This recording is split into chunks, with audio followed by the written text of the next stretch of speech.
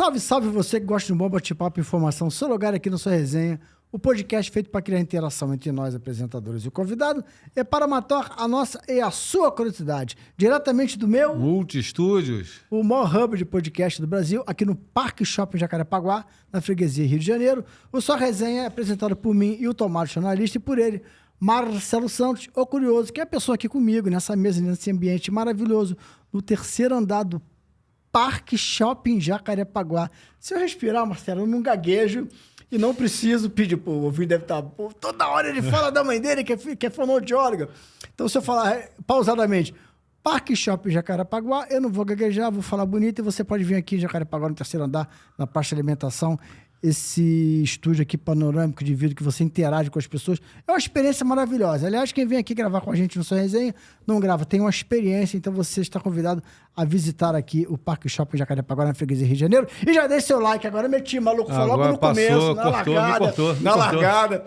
Já deixe seu like nesse vídeo maravilhoso, que hoje o convidado é especial, como sempre, como todos são, porque o programa é sempre maravilhoso, especial. Já deixe seu like, tá inscrito, se inscreve, compartilha, comenta com os amigos, faz tudo. Essas coisas você sabe fazer, beleza? Deixa pra depois, não. É isso, Marcelo.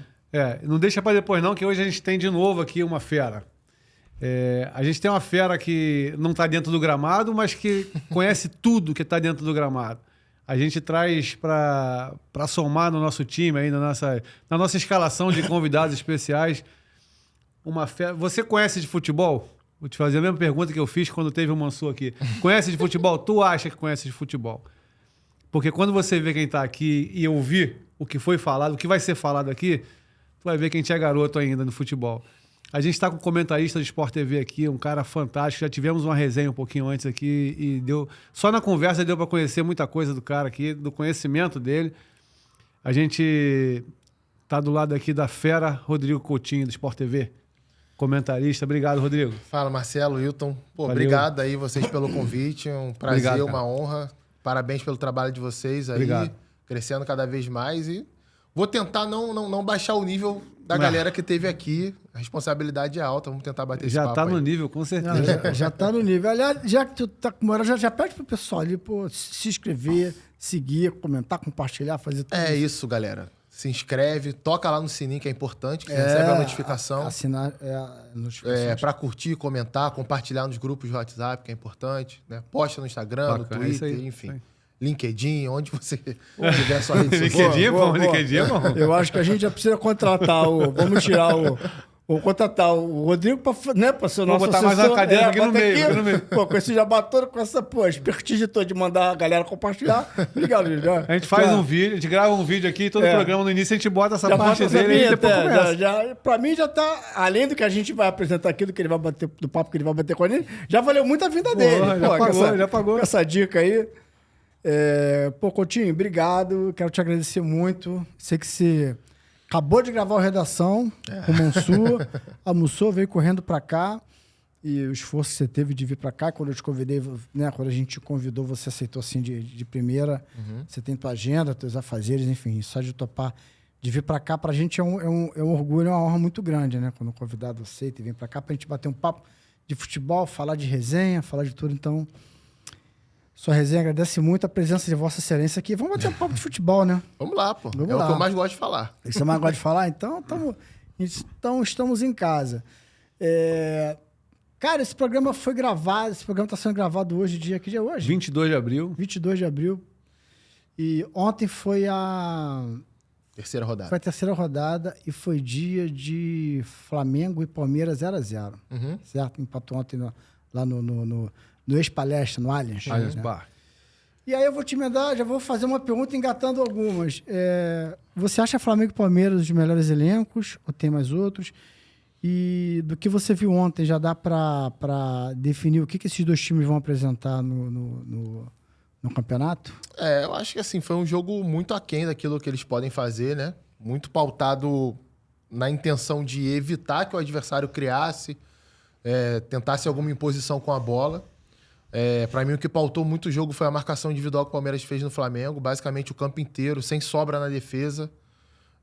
E acompanhando, perseguindo, num gramado que é difícil de você controlar a bola. Então fica complicado você sair com um passe curto. O Flamengo acabou sendo obrigado a fazer muita ligação direta.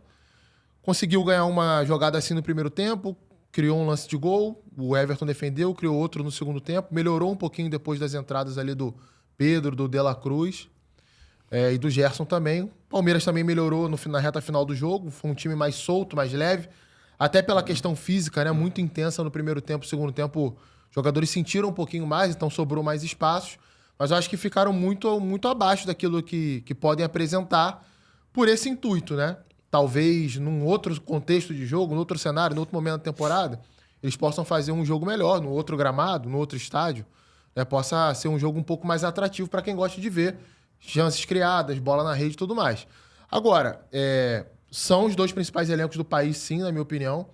Eu só acho que o Atlético Mineiro ele tem 3 e tá para ter 4 jogadores que podem decidir um jogo em que o time possa estar mal, né? Você tem o Hulk, que para mim é o jogador mais regular em alto nível do país aí nas últimas 3 temporadas. É difícil ele jogar mal uma partida.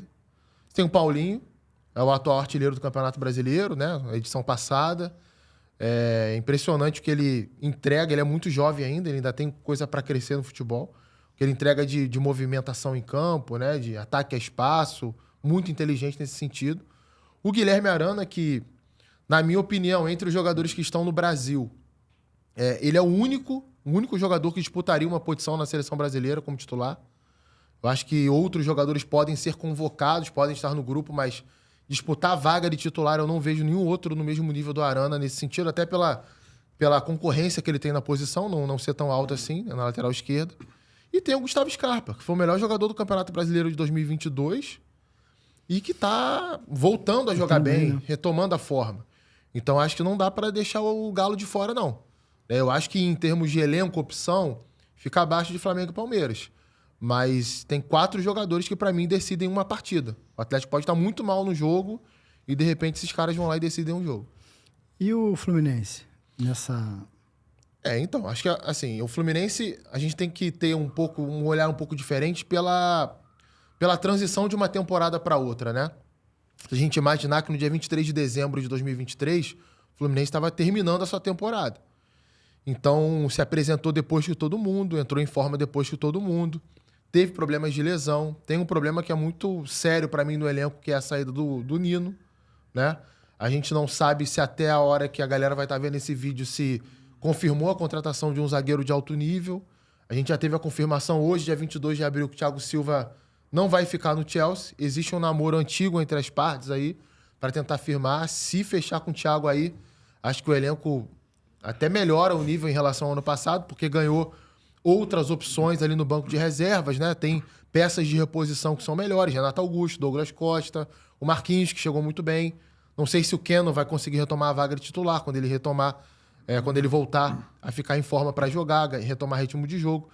Então é uma equipe que ainda está longe do seu melhor momento, mas que tem potencial de alcançar esse patamar. Assim como algumas outras, né? A gente não sabe como é que vai ser o São Paulo, por exemplo. São Paulo tem um bom elenco. O Atlético Paranaense é um time que começou bem o Campeonato Brasileiro. Furacão, né? Tem boas peças ali. Tem um bom treinador, apesar das polêmicas. Sim, um bom treinador. O trabalho de campo do Cuca é inquestionável. Sim. Então acho que tem alguns times aí que estão, para mim, nesse momento, um pouco abaixo dessa prateleira de Flamengo, Palmeiras e Atlético, mas que podem surpreender. Podem fazer barulho. Para Botafogo também. E Rodrigo, fazer, se possível, você responder 2 perguntas. A primeira é que quando o Flamengo anunciou a contratação do Jesus, lá em 2019, você já cravava que ia ser que era uma boa surpresa, que era uma boa contratação. Surpresa não, uma boa contratação. E aí veio toda aquela história que a gente conhece. Se você puder falar sobre essa tua previsão ali e emendar no seguinte: de lá para cá, o Flamengo vem na tentativa de acertar, depois da saída do Jesus, de acertar com um técnico que encantasse a torcida. Aí chega o Tite, que passou um campeonato carioca, é o início de uma temporada, mas passou um campeonato carioca tomando um gol. Sim. E campeão invicto. O restante tudo vitória. Você acha que mesmo que com poucos gols, a torcida criticando, de repente, não só a torcida, os adversários também criticando, a falta de muitos gols pelo time, mas você acha que é o melhor momento desde Jesus? Eu acho que sim. O Flamengo teve um bom período ali no final do Brasileirão de 2020 com o Rogério Ceni. O Flamengo jogou bem aquela reta final, foi uma arrancada muito importante, com o trabalho autoral do Ceni, né, de colocar o Arão de zagueiro, o Diego de primeiro volante, Felipe Luiz fazendo uma saída de 3, coisa que não acontecia antes, e depois foi utilizado por outros treinadores. Depois ele teve outras questões e acabou saindo do clube, né, muito criticado.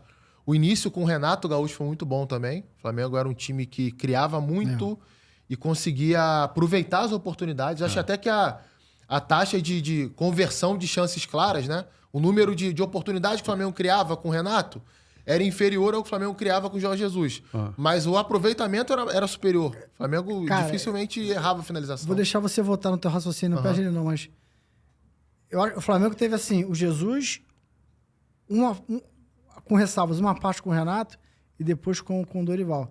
Mas teve um período dele com o Renato porque oscilava muito. Que encantava, lembrava muito o Flamengo de Jesus, envolvia a bola, cada ataque se achava que ia ser gol. Ele na realidade, não foi um trabalho tão autoral dele no Flamengo. Ele aproveitou coisas boas que o Jesus deixou, que o próprio Rogério Ceni tinha deixado também. E é claro, deu uma pitada ou outra ali, né? Um grande treinador também, Renato Gaúcho. E teve o Dorival, né? O Dorival que também é um trabalho muito autoral, montando o time de um jeito que ninguém tinha montado. Sim, verdade, não só pela questão Pedro e Gabigol no ataque, mas pelo formato que ele montou o meio-campo, a função do Everton Ribeiro, como ele acomodou o Arrascaeta, como o João Gomes equilibrava o time, né? Recuperando vários jogadores, né? O Dorival chega no Flamengo, o Flamengo era o 14º colocado no Campeonato Brasileiro. Felipe Luiz era questionado, Davi Luiz era questionado, Léo Pereira era questionado. Com certeza eu estou esquecendo de alguém. Mas vários jogadores ali que, na visão da torcida naquele momento, não teriam mais futuro no clube. E todos eles, ou quase todos eles, foram campeões como titulares depois da Copa do Brasil e da Libertadores. A questão Jorge Jesus, por que eu acho que a comparação ela é quase cruel com qualquer pessoa que venha depois? Primeiro que é uma coisa que, assim, nem se o Jesus voltar ao Flamengo, eu acredito que vai acontecer de novo daquele jeito. E por que você acreditava já que era um acerto do Flamengo assim, antes de chegar aqui? Porque eu sempre acompanhei, eu vejo muito jogo, né? Eu acho que pro meu trabalho como comentarista é a minha fonte, assim, né? Do mesmo jeito que um cientista não pode parar de estudar, a pessoa que trabalha comentando futebol, ela tem que ver muito jogo. Então eu vejo, sei lá, uma base aí de uns 50 jogos no mês, assim, basicamente. Futebol brasileiro, futebol internacional. E eu já conheci o trabalho dele no Benfica. Ele tinha feito um grande trabalho no Benfica. Então eu olhava assim e via que as características que ele montava o time do Benfica se encaixavam com aquilo que a torcida do Flamengo gostava, né? O DNA do clube de futebol, times ofensivos, times que soltos em movimentação, que marcassem no campo de ataque, poderia dar errado, né? Como outros já chegaram com boas ideias e deu errado, mas eu acreditava que poderia dar certo. Mas não tanto quanto deu, porque ali não era só o trabalho dele, né? O trabalho dele era muito bom, a comissão técnica dele é excelente. Ele foi uma conjunção de vários fatores. Né? Exatamente. O Flamengo tinha Rafinha e Felipe Luiz voltando ao Brasil, loucos para serem campeões aqui, para se provarem aqui. Em alto nível ainda. Alto nível. O Gerson, que tinha 24 anos, se eu não me engano, na época, voltando pro... 24? Não, 22 anos, voltando para o Brasil. Também doido para se provar. Gabigol querendo ser campeão de algo grande, Bruno Henrique querendo ser campeão de algo grande, Arrascaeta tinha saído do Cruzeiro ali de uma forma um pouco estranha, sendo questionado, chegou, não era titular com o Abel Braga e depois ganhou a posição dele. O Everton Ribeiro, que já era um jogador querido por grande parte da torcida, mas que não tinha conquistado nada grande ainda.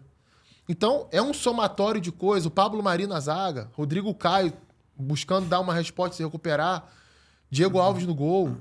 Cara, era um time, assim, muito bom tecnicamente e que comprou a ideia do treinador e que executou dentro de campo de uma forma perfeita.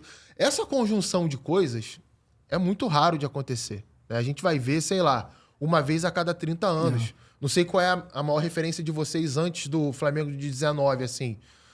A gente teve lá o Flamengo de 81, 82, 83, 80, que era um timaço. Depois disso, no Brasil... Talvez um time que tenha marcado época, o Palmeiras lá de 96. Cruzeiro 2003. Cruzeiro 2003, mas até o Cruzeiro de 2003 eu acho que encantava menos do que o Flamengo embora o Melo, só fazer aqui, o Melo teve aqui, se você não assistiu, quando acabar aqui você vai lá e assiste, o Melo, a gente perguntou para ele quem ganharia o Cruzeiro de 2003 ou o Flamengo do Jorge Jesus. Ele cravou assim, sem... Com ser fácil, ele falou fácil, Cruzeiro. Mas falou assim... Eu não acho que ia ser fácil nada. Eu respeito a opinião dele, assim. Mas voltando. Vendeu o peixe dele, né? Porque que para ele foi o menor trabalho, né? Mas não, foi um grande trabalho. Era um grande time também. Mas só assim. corroborando com com os teus times, eu acho que a gente tem ainda um período ali do Vasco. O Vasco. E o Corinthians entre também. 97 e 2000. Vasco e Corinthians nesse período, esses dois períodos aí. Corinthians 98, 99 ali, né? Acho que são as grandes equipes que a gente lembra, né? Que marcaram São a época Paulo, né? nesse Aquele período de 2008.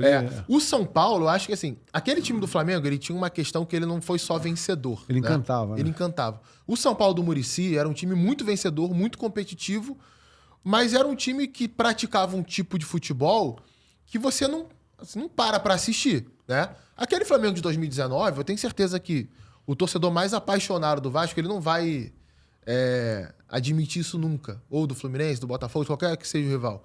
Mas parava pra olhar, cara. Nem que fosse 30 minutos. Sim. Assim como o torcedor do Corinthians parava pra olhar o Palmeiras lá dos anos 90. Né? Como o torcedor de outros clubes parava pra ver o Flamengo, a máquina do Fluminense também. Verdade. Né? Tantos outros times grandiosos do futebol brasileiro, o Internacional dos anos 70. Né? Eu também tenho muito essa coisa de ver jogos antigos, né? Buscar as referências, porque eu nasci em 86 e comecei a acompanhar futebol com mais atenção nos anos 90. Né? Mas, assim, eu gosto muito de rever jogos do Brasil de Copa do Mundo, por exemplo. Eu já vi todos que estão disponíveis, né? Pra entender como é que jogava cada time, como é que era cada jogador, as funções que eles faziam ali, as outras seleções, campeonatos brasileiros, Libertadores, assim. Nem sempre dá tempo de ver tudo, né? A gente tem que ficar atualizado vendo os jogos que estão acontecendo agora, mas é uma coisa que me dá muito prazer de ver. Pegar, sei lá, a Copa de 90, de 94 e assistir os jogos, né? E fazer anotações e reescrevendo as coisas para fixar na minha mente aquilo que eu tenho de opinião sobre esses times. Bacana, legal. Você falou aqui, pontuar aqui rapidinho. Você vê jogos das Copas passadas, né? Para assistir, para entender. Você concorda com o Tostão quando ele diz que o Romário teria vaga no lugar dele em 70? Olha, eu acho que o Romário não faria o que o Tostão fez em 70. Faria uma função diferente. Mas o Romário é o Romário. Romário, assim, eu não vi nenhum jogador... É claro que a gente teve Pelé, teve Coutinho lá atrás, né? Mas o próprio Ronaldo Fenômeno, mas dentro da área, assim, eu não vi nenhum jogador que tenha feito o que o Romário fez. Então, se você tem um cara como esse, você vai criar um time para aproveitar aquilo que ele oferece de melhor. O Tostão, na seleção de 70, por exemplo, ele não era um centroavante, né? Numa época que não se falava de falso 9, ele era uma espécie de falso 9. Era um cara que partia de uma posição mais adiantada no campo e circulava pelo campo, ia para a esquerda, para a direita, recuava, jogava nas costas dos volantes adversários, arrastava um zagueiro da área e abria espaço para o Jairzinho infiltrar, para o Pelé infiltrar. Então, era um jogador inteligentíssimo, muito técnico, né? Pensava à frente de todo mundo. Acho que até naquele time, ele e o Gerson eram os caras assim, mais cerebrais daquele time, sem sombra de dúvidas. Mas, assim... Se o Tostão falou, quem sou eu pra falar alguma coisa contrária? Se ele que estava em campo... Só campo... tem que baixar minha cabeça e aprender, só isso. E aí, voltando... Já vi outra vez, vi hoje de novo. O Vampeta fala que o Neymar está entre os 5 maiores jogadores do futebol brasileiro de todos os tempos. Pelé, Zico, Romário, Ronaldo e Neymar. Você concorda? Não, eu não concordo, não. Nem melhor, nem maior. Para mim, o Neymar é um crataço, joga muita bola, né? Talvez seja o melhor jogador produzido no Brasil aí, tecnicamente falando, tá? Nos últimos 15 anos, sim. Acho que ele é o mais completo. Depois ali de Romário e Ronaldo, dessa época? Acho que sim. Mas até ali, o Romário, o Ronaldo e ele... eu acho que assim, o Ronaldinho Gaúcho é um cara que não pode ser tirado dessa prateleira, porque existe uma diferença entre maior e melhor, né? Talvez ele seja mais completo do que alguns mais nomes habilidoso, né? Que são maiores do que ele, né? Mas o Neymar é um cara, assim, no auge dele, tá? Ele era habilidoso, ele é rápido, ele é técnico para trocar passe, para fazer as escolhas em campo. Ele é inventivo em espaços curtos, ele é muito bom tomada em de decisão, ele finalização, último passe, pênalti, falta, sabe? Ele é um jogador muito completo. Agora, ser maior para mim passa por outros detalhes, passa por outras questões que ele não conseguiu cumprir na carreira dele, pelo menos até esse momento não vem conseguindo cumprir. E eu não tô nem falando de ser campeão do mundo com a seleção brasileira, não, tá? Eu acho que isso é uma coisa que, não que seja secundária, mas que não depende só de um jogador. Depende O Zico de um não foi e grupo. tá nessa lista aí. Pois é. Leônidas da Silva não foi. Sim. Mas tem um monte, tem Sócrates, Falcão. Pois Se a gente é. for colocar uma galera aí, e todos eles são grandes demais, né? Exatamente. Então, assim, eu acho que ele, pra mim, ele não tá entre os 5 melhores e também não tá entre os 5 maiores. Ele é um grande jogador, repito, é o melhor jogador dos últimos 15 anos produzido no Brasil, mas ele não tá nesse Tu tem tua nesse lista patamar, de não. 5 maiores Cara, e 5 melhores? Eu te Consegue? confesso que eu nunca pensei nisso, mas eu vou tentar Faz fazer exercício aí, rapidamente esse aqui, exercício aí agora. tá? Pelé, sem sombra de dúvidas, é óbvio. Garrincha, né? Vamos lá. Aí começa a complicar um pouquinho mais. Acho que o Romário tá nesse patamar. Eu, assim, não vi tantos jogos dele, mas o que eu vi do Didi foi uma coisa, assim, que me chamou muita atenção. A classe que ele tinha, a qualidade no passe, batida na bola, marcava bem também. Uma coisa que conseguia aliar as duas coisas. Naquela época não era uma coisa tão simples assim. Então eu colocaria o Didi nesse meio. Já tem 4 aí. E aí eu tô na dúvida agora, cara. Tem Zico, né? Que não dá pra deixar de falar nele. Tem Ronaldo. É difícil. Fica com o Zico ou Ronaldo, então? Tu tava na ordem da tua preferência? Tava na ordem. Então o Zico ficaria em quinto. Acho que dá um Ou empate Ronaldo? técnico ali entre Zico e Ronaldo. Zico e Acho Ronaldo? que um empate técnico pra mim. Eu sei que a carreira do Ronaldo na seleção brasileira é maior que a do Zico. O Ronaldo jogou, até porque é difícil comparar, né? O Ronaldo jogou futebol nos anos 90. O Zico jogou na Europa nos anos 80, né? Numa outra era que se tinha menos estrangeiros, a capacidade de investimento era menor para tirar jogadores aqui do Brasil. Então é impossível comparar isso para mim. Mas eu tentando me apegar à qualidade de campo, pro meu gosto de futebol, o Zico é um jogador que me apetece mais. Um cara que eu gostaria de ver jogar mais, entendeu? Não sei se foi o Mauro Betti, acho que foi o PVC, falou que a geração de 80 ela pode ter sido melhor do que a geração dos anos 90. Pô, mas a geração dos anos 90 fez muito mais. Não só jogando lá fora, pela época, e também por conquistar, né, cara? Conquistou muita coisa, né? A seleção brasileira e tal. Eu acho assim, é claro que as conquistas, elas são muito importantes. O jogador, ele toma um outro tamanho com as conquistas, né? Vocês certamente vão lembrar melhor do que eu. Eu era criança na Copa de 94 e eu lembro que a minha família... Mas a gente também, né, Marcelo? Eu não nasci. A gente não tá nasci. brincando, pintando calçado na mesma rua e tu acha que não.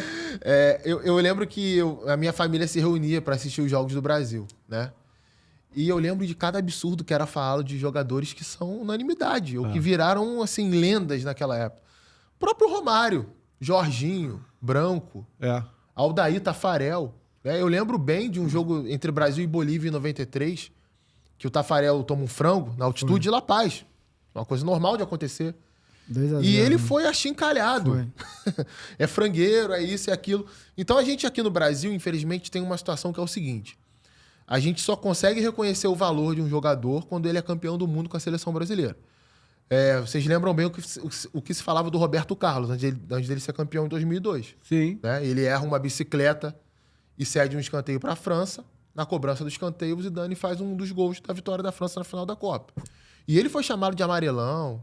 Não honra a camisa da seleção brasileira. E o Roberto Carlos, equilibrado, teve isso, né? E o Roberto Carlos é simplesmente o maior lateral do maior clube do mundo, da história. Ele é um dos maiores jogadores da posição que já passaram pelo futebol. Sim. E se você conversar com algumas pessoas, ele ainda vai ser questionado. Então, assim, eu acho que é um pouquinho da nossa cultura de ver futebol. E aí eu não estou dizendo se é boa, se é ruim, cada um vê do seu jeito, mas eu não concordo com isso. Eu não acho que seja dessa maneira. As conquistas são importantes, mas para eu reconhecer valor num jogador, ele não precisa ser campeão do mundo com a seleção brasileira. Eu tenho que acompanhar a carreira dele e ver a regularidade das atuações, o nível que ele mostrou nos campeonatos mais difíceis do mundo. E o Roberto Carlos, no caso, né, só para citar o exemplo, demonstrou isso. Só um minutinho. Vocês viram aqui, eu tô brigando com a cadeira, eu subi, ela tá descendo. Eu vou trocar de cadeira, então esquece, eu vou levantar aqui, eu vou trocar de cadeira, esquece que eu vou levantar, continua conversando, A gente que eu já continua. volto aqui. Você deu deu essa tua deixa aí de que o jogador não precisa ter uma Copa do Mundo para poder ser maior ou não. E aí, voltando no mesmo personagem que o Wilton usou, o Vampeta, ele deu não sei se você já viu, ele deu uma opinião de que alguém estava conversando com ele, eu não lembro agora quem era, e ele falou, se o Zico tivesse ganho uma Copa do Mundo, as palavras dele assim, quem sabe ele não seria igual. Ele chegou em algum momento da conversa, ele chegou a falar que o Zico seria talvez maior que o Pelé. Não, ele aí delirou, alguém questiona. ele delirou. Então, aí ele chega em algum momento, alguém pergunta, pô, mas maior que o Pelé? Aí ele falou, não, no mesmo nível assim, quem sabe ia brigar com ele? É mais ou menos o que tu falou, não precisava da Copa do Mundo, mas mesmo que fosse, não dava pra ser como o Pelé. Pelé é não dava pra incomparável. ser. Nunca ninguém na história do futebol vai ser igual ao Pelé. Mas é um exemplo do que a pessoa pensa, né, cara? Muitas pessoas pensam que se o Zico ganhasse a Copa do Mundo, seria inquestionável que depois do Pelé, aí podia botar Maradona, quem fosse, na cabeça de muita gente, o Zico estaria ali na frente. Assim, eu morei em São Paulo um tempo, né? Trabalhei na ESPN e morei em São Paulo um tempo, então talvez lá você tenha mais noção disso do que aqui no Rio. Porque a torcida do Flamengo é muito grande aqui. Mas em tom de brincadeira, mas a gente sabe que toda brincadeira tem um fundo de verdade, eu ouvi mais de uma vez lá, pô, o Zico, aquele que perdia pênalti na Copa do Mundo, aquele amarelão, Olha pô, só. cara.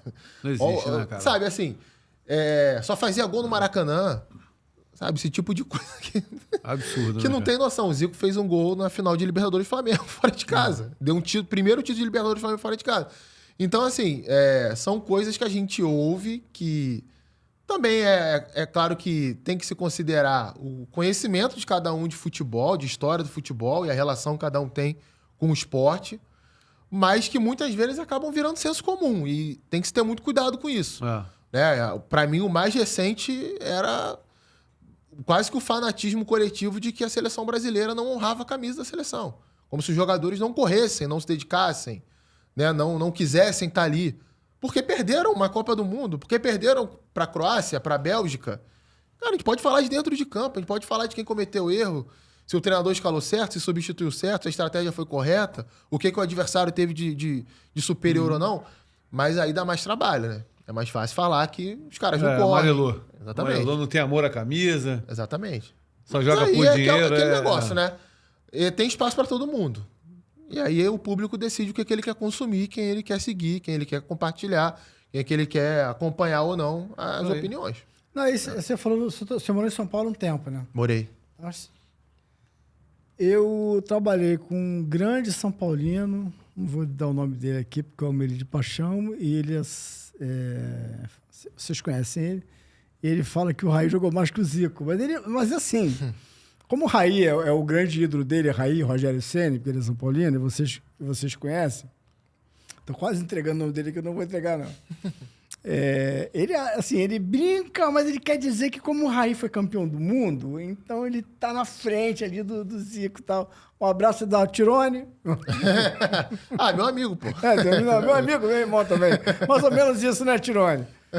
Aí ele fala isso. Mas assim, da mesma maneira como ele fala, pô, se você for pedir pra ele, pra outros São Paulinos, você morou em São Paulo, pô, Careca, Ronaldo e Romário. Cara, vai ter uma galera que vai falar que é o Careca.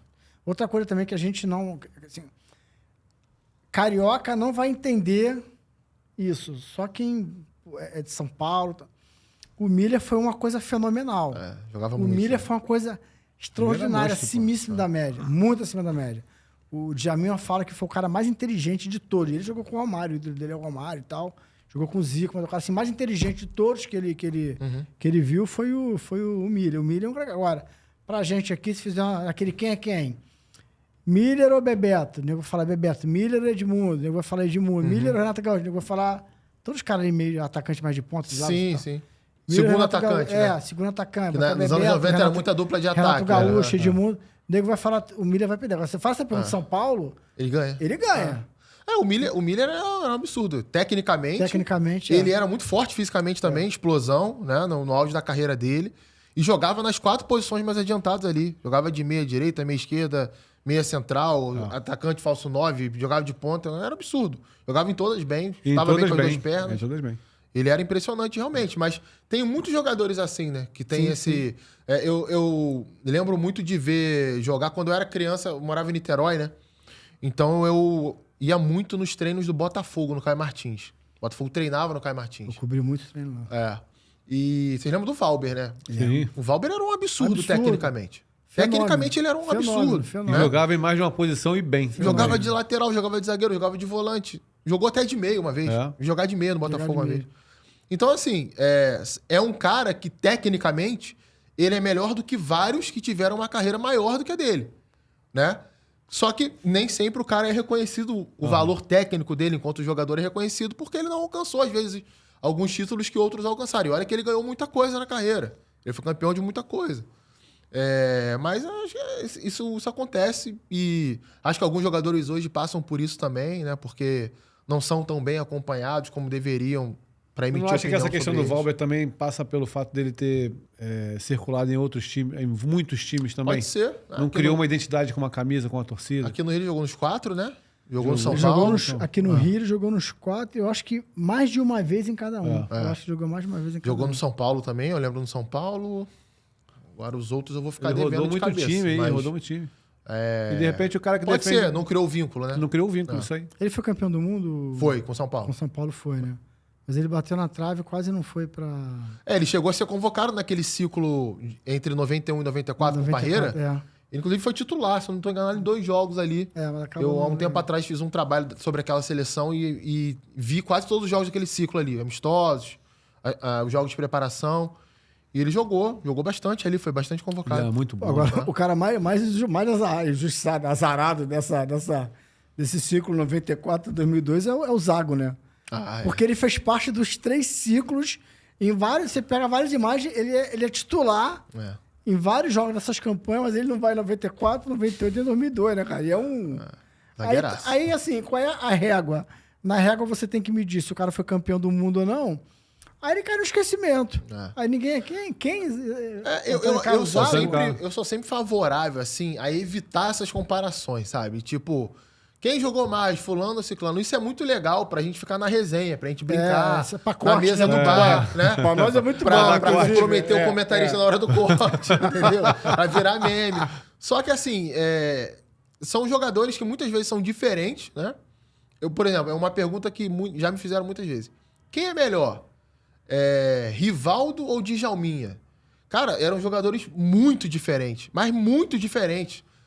Dos 2 canhotos, os 2 têm origem de meia, mas um era mais cerebral, driblador, o outro era mais finalizador, né? Tinha mais imposição física, também com qualidade técnica, virou até um segundo atacante depois.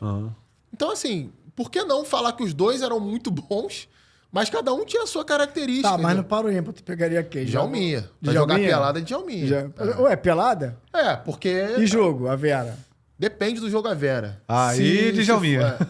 Depende do jogo a Vera. Se for um adversário... Não, vamos lá. Então vamos modelar a pergunta aqui. Para o ímpar. Tu tem um time, tu tem dinheiro sobrando. E tu tem a opção de pegar um dos 2. Djalminha. Djalminha? Djalminha. Ele fala que ele brinca assim, pô, eu joguei muito mais que o Paraíba, o apelido do Rivaldo é Paraíba, né? Aliás, fez aniversário esses dias, né? Ontem, sei lá. O apelido do Rivaldo é Paraíba. Ele fala, eu joguei mais que o Paraíba. Pô, só que o Paraíba fazia muito mais gol do que eu. Mas isso conta, né, cara? Fazer gol é importante. O Djalminha não gostava de fazer gol, gostava de dar passe. São jogadores até que gostavam de atuar em faixas de campo diferentes, né? O Djalminha mais num setor de articulação ali, indo até a bola, e o Rivaldo muito mais um cara de terço final de campo, de último passe, de finalização.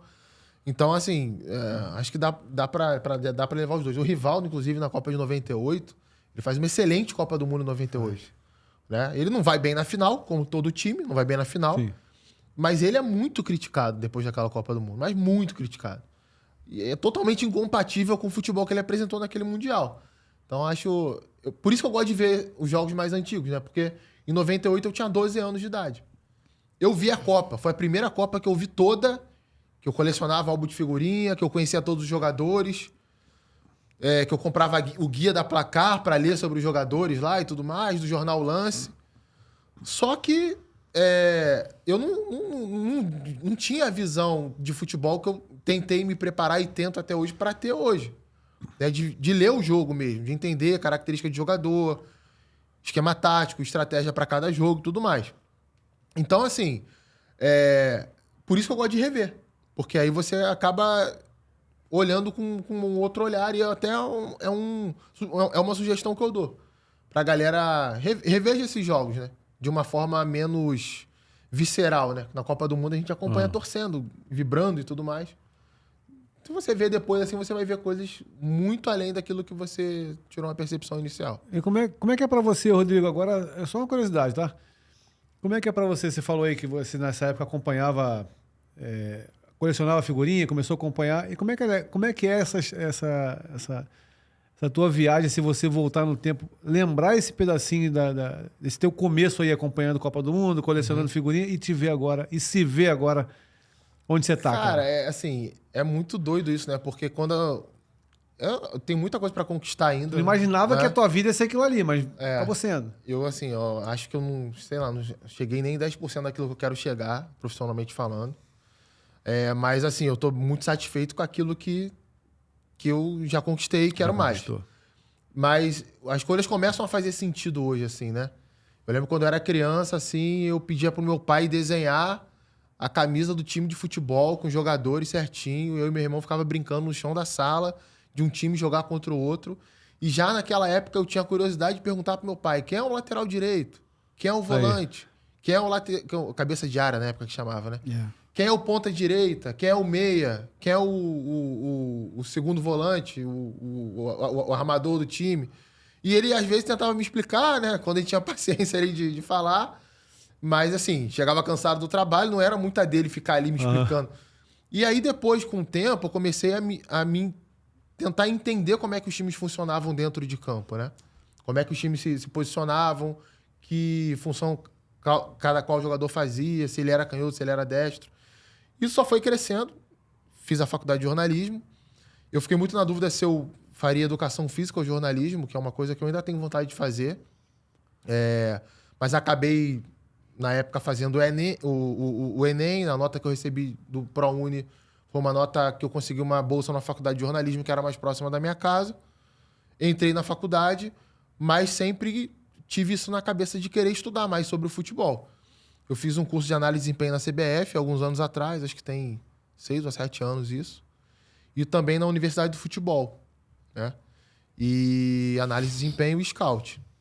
E aí a sua mente abre assim de uma forma muito ampla, cara. Assim, o jogo que você via antes, você passa a ver de uma maneira totalmente diferente. É claro que tem muita coisa para aprender, e você aprende a cada jogo que você vê, a cada conversa que você tem. Mas é bem legal olhar para trás e perceber isso, né? Tipo, pô, aquele moleque lá atrás que via o jogo dessa maneira, brincava lá com futebol de botão ou com papelzinho que meu pai desenhava. Hoje você tá podendo emitir opinião sobre os times da vida real, que estão jogando ali, que você tá podendo comentar. E, é claro, tentando fazer isso de uma maneira muito responsável, né? Assistindo a todos os jogos que eu puder ver, tentando me posicionar de uma forma, assim, respeitosa, né? Com os jogadores, com os treinadores, dentro daquilo que eu vi de cada jogo. Né? Legal. Legal. Tem uma coisa que a gente até falou isso com o Mansur, né? E todo comentarista que vier aqui, com as suas características e o que a gente fala sobre com as suas características. É alguém que entende de esquema, de tática. Que entende o que tá... Tem uma dança ali, como você falou no começo, do Flamengo e Palmeiras, o que o Palmeiras fez para anular a jogada do Flamengo. Vocês fazem no quadro, né? Mais análises táticas ali, com os bonecos, com gráfico, enfim. Esse entendimento, ele é muito difícil. Quer dizer, para mim porque eu não me envergonho de falar isso, porque eu tenho outras valências, né, dentro da comunicação. Mas eu nunca soube ler um 4-3-3, um 4-5-2. Não consigo, cara. E a hora que eu trabalhei dentro de futebol, fui assessor do Flamengo e tal, mas eu não consigo olhar um jogo de futebol e falar o que vocês fazem, fazer o que vocês fazem, falar o que vocês falam. Sim. E você falou que quando você fez curso de análise de desempenho, falei que mandar um abraço aqui pro Rafael Vieira, que trabalhou comigo no Flamengo, foi assessor do Mano Menezes muitos anos, está no Curitiba hoje. Abraço, Rafael Vieira, que análise de desempenho hoje se deve muito a ele. Foi o precursor como Sim, analista sei quem é. de desempenho, meu parceiraço. Já gravou um podcast com a gente quando era online ainda, enfim. Então, você falou que fazendo curso, isso abriu tua cabeça. O que fez você conseguir entender o jogo, olhar pro jogo? Então, acho que primeiro é a vontade, né, de você entender o que está acontecendo no campo de jogo. Eu sou uma pessoa que eu gosto de entender as coisas, olhar as coisas e entender, ter a percepção dos porquês, né? Pô, por que fulano de tal foi tão bem no time A e no time B não consegue jogar? Qual é a diferença entre a escalação lá e aqui? Qual é a função que ele faz? Pô, esse zagueiro aqui, por que ele trabalha tão bem com um tipo de marcação e com outro não? Isso que me impulsionou. Agora, eu sinceramente não sei te responder exatamente o que me faz entender essas coisas. Talvez seja um olhar muito treinado desde muito novo, de ficar observando isso e de querer ver isso dentro do jogo, desde, sei lá, de divisão de base até profissional. O curso, né? No caso, o curso, ele te treina a entender as diferentes fases de um jogo, né? Isso ajuda você a identificar, por exemplo, os esquemas táticos, as funções de cada jogador, fase ofensiva, fase defensiva, o que é uma transição defensiva, o que é uma transição ofensiva, as bolas paradas, ofensiva e defensiva, as fases de construção, saída de bola, zona de articulação, zona de definição das jogadas, o que é uma marcação por zona, o que é uma marcação por encaixe. Isso aí já traz uma consciência. Isso te ajuda a você aprende primeiro o conceito, observa a prática e vai treinando o seu olhar. Tá. Para você conseguir ler aquilo, tá. Exatamente. Então, pelo menos comigo o processo foi esse. Acho que isso é uma coisa muito individual de cada um, né? Tem os ex-jogadores que passaram por isso, né, no dia a dia, então trazem esse conhecimento meio que empírico. Vários deles buscam se cercar de mais conteúdo, de mais conhecimento, fazem os cursos também de treinadores. Eu tenho a ideia de fazer um curso de treinador da Associação de Futebol da Argentina, que eu acho que é o mais completo que tem na América do Sul. São 2 anos de curso, 1 ano e meio online e 6 meses presencial. Então eu tenho essa ambição de fazer esse curso. Não sei quando vou conseguir, mas tenho essa ambição. O que diferencia esse curso dos outros? Cara, o conteúdo dele é muito completo.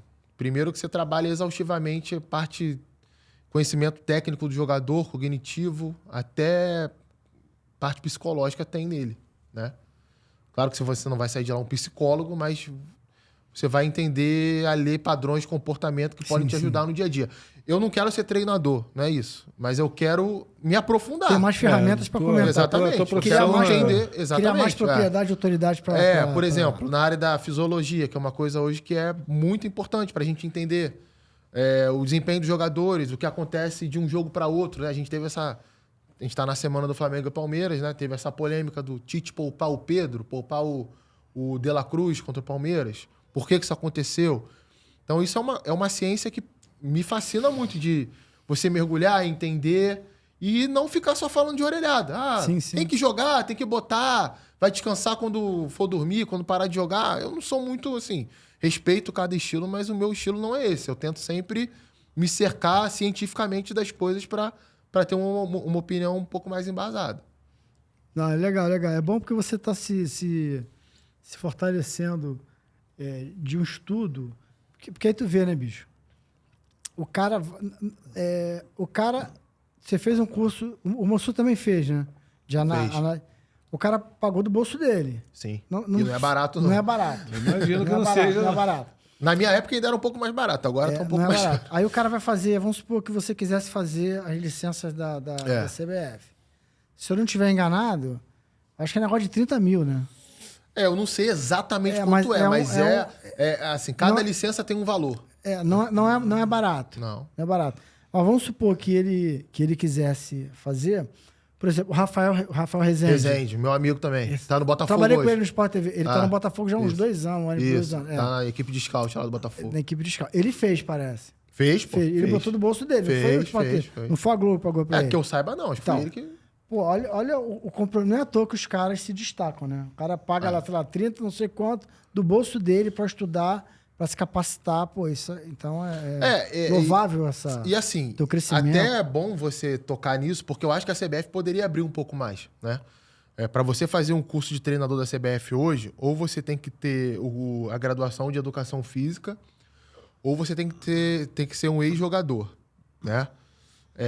Eu acho que tem alguns casos lá específicos que você consegue uma liberação, mas eu acho que ainda é muito exclusivo. Mesmo abrindo mais recentemente, é muito exclusivo. Poderia ser uma coisa para quem tivesse o interesse, né? Você começa lá na licença C, depois você vai para licença B, licença Pro, licença A.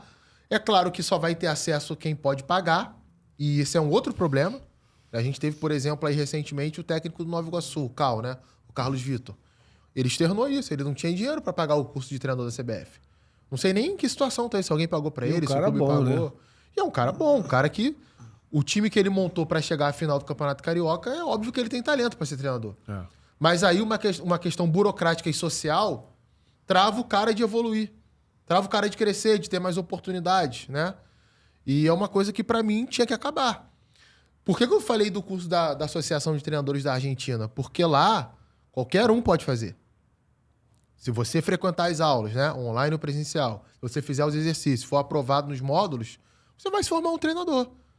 E aí a gente olha para o lado e vê a quantidade de treinadores argentinos que se formaram e estão dominando o continente e tem muito mais entrada no mercado europeu, por exemplo. Eu acho que esse é um dos motivos. Não é o único, mas esse é um dos motivos. Verdade. Acho que a gente pode melhorar a formação aqui, fazer um curso de mais tempo, com conteúdo mais robusto, né, que seja mais acessível a todo mundo, até para variar isso, para você democratizar o acesso a isso. A gente vive num país de 200 milhões de habitantes, cara. A gente pode construir muito treinador aqui. Basta esses caras terem acesso a isso. Muito treinador argentino sai e vai... Porque assim, é um fenômeno. Vamos lá. O cara... Aqui no Brasil, vou criar aqui um... E aí a gente entra nesse debate legal.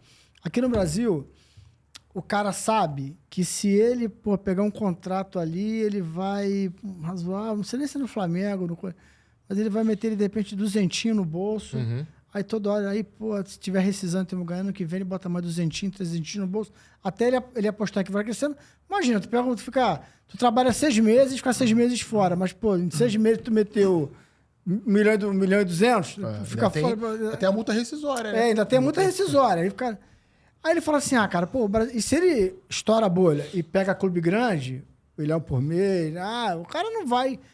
Diferentemente na Argentina, não se paga isso, e aí os caras pagam o preço de repente, ir para Espanha, para Portugal, né? Pegar ali uma Série B, e por isso que a gente vê tantos caras desses fazendo sucesso lá fora, enquanto os nossos acabam... vou ficar aqui mesmo, vou meter... Tô falando aqui a grosso modo meio Jair Pereira, sabe assim? Vou ficar aqui, vou meter 200 ali, vou meter 200 ali. Eu acho que isso explica um pouco o fato de a gente ver tanto técnico argentino fazendo sucesso lá fora e os nossos brasileiros... Eu acho que tem isso, tem a questão Concorda? Faz sentido? Eu concordo em parte, sim. Em parte, sim. Mas eu acho que tem a questão do idioma também. Tem uma outra questão que é empresário, né? Empresário abre portas e a maioria dos treinadores argentinos são mais bem relacionados com os agentes lá de fora do que os treinadores brasileiros, que... tem uma relação de confiança com muitos agentes daqui, que às vezes não tem a mesma abertura lá fora. Tem uma questão também, que aí vai muito no que você falou, de aceitar trabalhos menores, né? Às vezes o cara, sei lá, treinou um Corinthians, um Flamengo aqui, ele não quer sair para treinar o Getafe da Espanha. Sim. Ele não quer sair para treinar a Salernitana da Itália. Porque ele sabe que daqui a pouco ele pode estar no Atlético Paranaense, pode estar no Cruzeiro, metendo 200, tô eu com 200. Exatamente. Alô, 200, tá ali, né? E tem também, assim, eu acho que é uma questão muito ampla e acho que talvez a ausência de desenvolvimento de muitos treinadores brasileiros tem a ver também com nós. A imprensa também é muito culpada disso, porque é muita gente que, infelizmente, não tem o conteúdo necessário para avaliar trabalho de treinador e que faz parte da corrente da demissão. Não é que o cara vai para a TV, para o rádio, para o jornal, para o site, pedir a demissão do treinador. Mas o tipo de crítica que ele faz, muitas vezes sem um embasamento correto para isso, sem falar do que é o trabalho do treinador, que é a montagem do time, o aproveitamento dos jogadores, contribui com isso. Inflama, né? Cria uma onda negativa que influencia o dirigente e o dirigente manda embora. Aí, do outro lado, tá o treinador, que ele sabe que ele tá nessa situação. Então, o que ele vai fazer? Ele vai proteger o emprego dele. Ele não vai se desenvolver como treinador. Ele não vai arriscar, ele não vai apostar, ele não vai inovar. Poucos fazem isso, poucos têm essa coragem. Ele vai conservar só, né? Ele vai conservar. Ele vai ser aquele cara que vai fazer o básico o tempo inteiro. Ele vai se apegar muito mais a uma gestão de vestiário, que é uma coisa que é fundamental no Brasil, mais até no Brasil do que fora do país. E talvez se desenvolver menos na parte tática, talvez se desenvolver menos na parte de treinamento, né, para deixar o jogador mais hábil para fazer outras coisas dentro de campo. E assim, é um universo, acho que daria um podcast só disso, assim, pra gente conversar, porque são muitos problemas que a gente pode enxergar nesse ambiente. E problemas dos dois lados. Tem problema do lado de cá, tem problema do lado de lá, dirigente, treinador, de imprensa, de torcida. E sem contar que essa cultura de demissão de técnico com poucos resultados ruins, como você falou, de muita gente inflamando, incentivando, influenciando, né? Os dirigentes, os times lá de fora, quando olham, falam, pô, esse cara já 3 meses aqui, 2 ali, 1 ali, eu vou trazer um argentino que de repente faz um... Se você olhar as entrevistas dos treinadores que vieram para o Brasil recentemente, quase todos eles falam a mesma coisa, né? O Abel falou isso recentemente no Palmeiras, quando ele conversou com a esposa dele dizendo que ele viria para o Brasil. Ele chegou para ela e falou, vou para lá, daqui a 6 meses vão me demitir mesmo, porque é a média lá. E ele tá aí, vai fazer 4 anos no Palmeiras, né? E é um caso que deu certo. Quantos estrangeiros não vieram para o Brasil, ou quantos brasileiros, quantos caras que treinaram base e foram alçados ao time profissional não deram certo? É muito grande. Será que nenhum deles tem capacidade? E ele não era da primeira prateleira lá, né? Não, ele treinava o Braga, depois treinou o PAOK da Grécia. Ele era um treinador promissor. Ele era um cara que poderia chegar no Porto, no Benfica, numa outra liga maior. Ele não era primeiro... Nem o Jesus era primeira prateleira na Europa. Não é até hoje, né? Ele era um treinador de segundo escalão na Europa, entre aqueles que são top na Europa. Então, assim, a gente aqui, infelizmente, é a minha opinião, a gente está muito longe de fazer avaliações, na grande maioria dos casos, avaliações corretas de trabalho de treinador. Deixa eu te fazer fazer um preâmbulo. Preâmbulo é bom. O preâmbulo mostra que a gente é antigo, a gente tem 25 anos, né, maluco? É da tua época isso aí, não é da minha, não. É verdade. Não, o Felipe tá aqui na técnica. Da época do seu Wilton. Né? Não é da época do Marcelão, não. É só do seu Wilton, né, Felipe?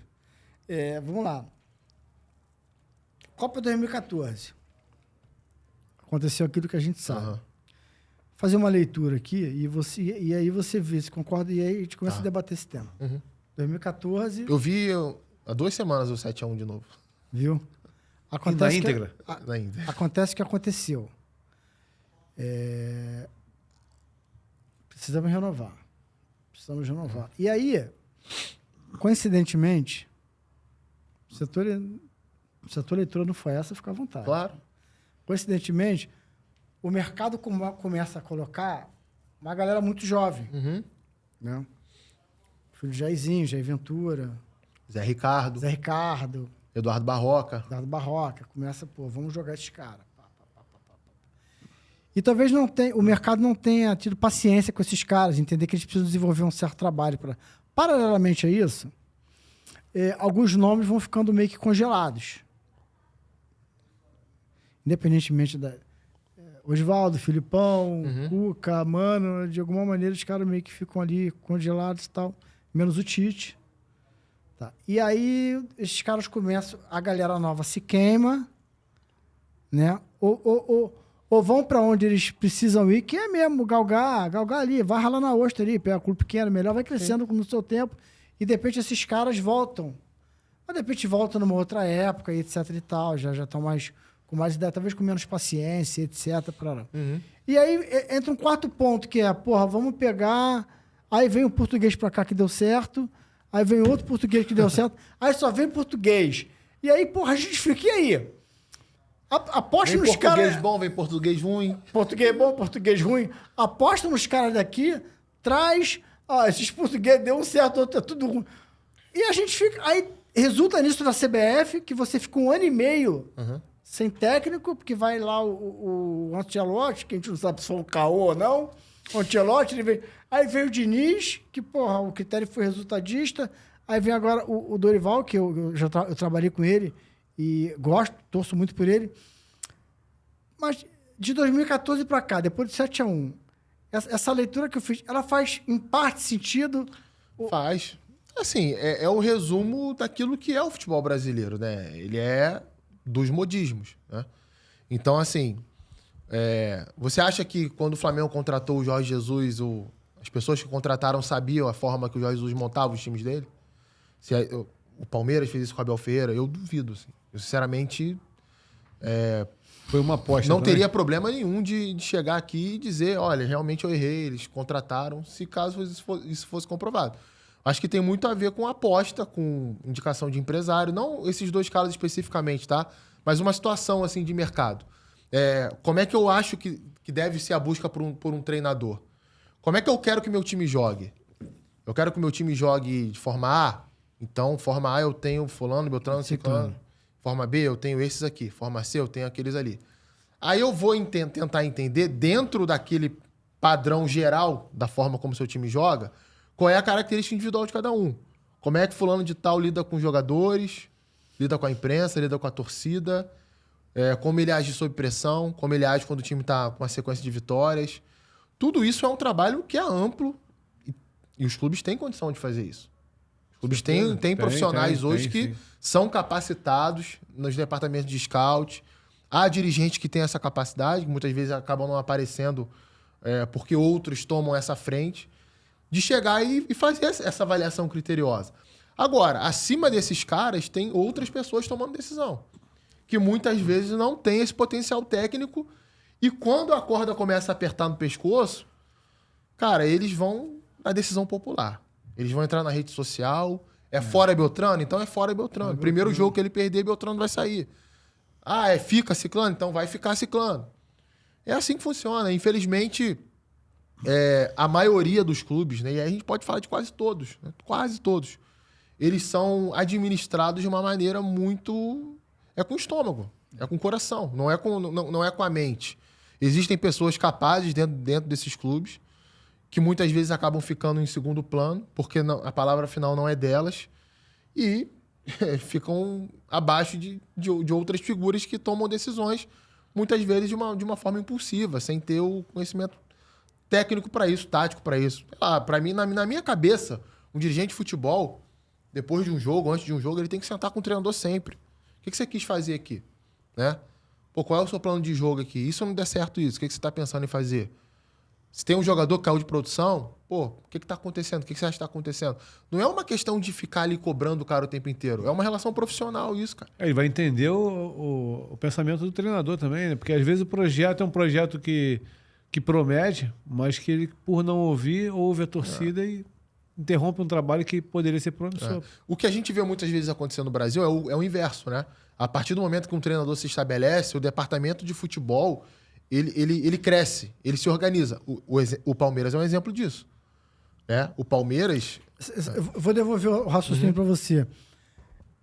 A gente não sabe se o Abel não tivesse caído lá atrás e entrasse outro que caísse, a gente não saberia como seria. Cara, mas o Palmeiras é um exemplo, né, cara? O negócio vem dando certo. É um clube Porra, muito né, bem cara? gerido. Muito bem gerido, né? Erra cara? pouco. Erra pouco. O Anderson Barros não aparece, o cara fazendo um trabalho assim. É um dos caras, pra mim, que mais entendem de gestão de futebol no Brasil. Não aparece. E não faz questão nenhuma de aparecer. Nenhuma. O Cícero, que foi pra seleção agora, ser gerente da seleção, Cícero Souza, acho o sobrenome dele, é outro cara também que é muito capaz, muito competente. E aparecia muito pouco. Quem aparece no departamento de futebol do Palmeiras?